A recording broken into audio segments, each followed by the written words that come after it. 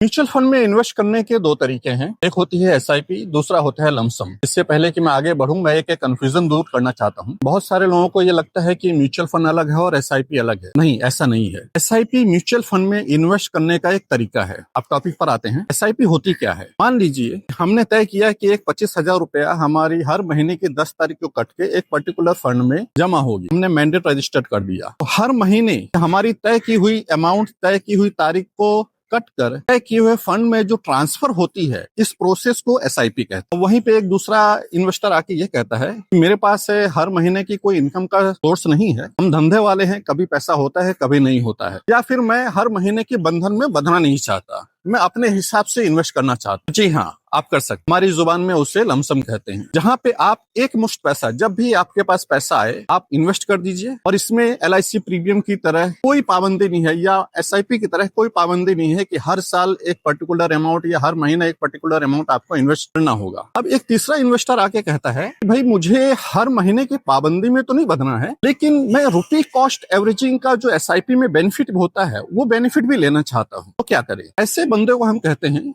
आप एसटीपी का रास्ता इख्तियार कीजिए। एसटीपी का डेफिनेशन है सिस्टमेटिक ट्रांसफर प्लान। यहाँ पे हम एक बेस फंड को बनाते हैं जहां पे वो लमसम अमाउंट डालता रहता है, और उस फंड से एक अमाउंट एक तारीख को तय करके दूसरे फंड में ऑटोमेटिक ट्रांसफर रजिस्टर्ड कर देते हैं। इस प्रोसेस को, एक फंड से दूसरे फंड में जाने के प्रोसेस को एसटीपी कहा जाता है। ये 3 तरीके हैं म्यूचुअल फंड में इन्वेस्ट करने के। आपको जो अच्छा लगे आप अपना सकते हैं।